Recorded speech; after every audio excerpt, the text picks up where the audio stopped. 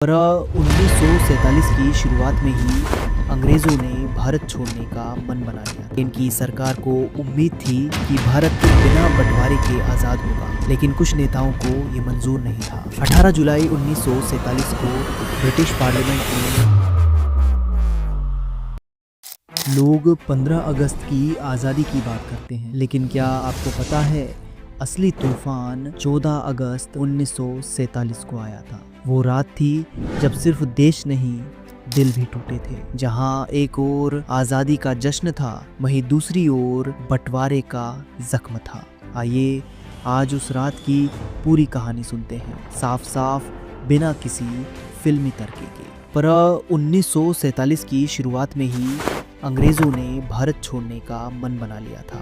Britain की सरकार को उम्मीद थी कि भारत बिना बंटवारे के आज़ाद होगा, लेकिन कुछ नेताओं को ये मंजूर नहीं था। 18 जुलाई 1947 को ब्रिटिश पार्लियामेंट ने इंडियन इंडिपेंडेंस एक्ट पास किया, जिसमें साफ लिखा गया भारत 2 हिस्सों में बांटा जाएगा, भारत और पाकिस्तान। अब सवाल था सीमा कौन तय करेगा। इसके लिए चुना गया सर सिरिल रेडक्लिफ को, एक वकील जो कभी भारत नहीं आया था, जिसे ना हमारी भाषा पता थी ना संस्कृति। वो आया, एक नक्शा लिया और सिर्फ 5 हफ्तों में देश की लकीर खींच दी। लाखों लोग बेघर हो गए, बिछड़ गए। भारत पाक बंटवारा इतिहास का सबसे दर्दनाक फैसला बन गया। जब देश आज़ाद हो रहा था, महात्मा गांधी जश्न से दूर कलकत्ता में अनशन कर रहे थे। हिंदू मुस्लिम दंगे रुके, इसलिए उन्होंने खाना पीना छोड़ दिया था। नेहरू ने उन्हें चिट्ठी लिखी, बापू आप भी आज़ादी का हिस्सा बनिए।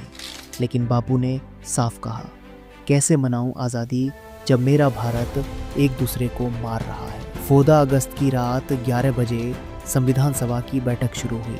राजेंद्र प्रसाद, राधाकृष्णन, नेहरू सब मौजूद थे। रात 12 बजे नेहरू ने वो ऐतिहासिक भाषण दिया, at the stroke of the midnight our.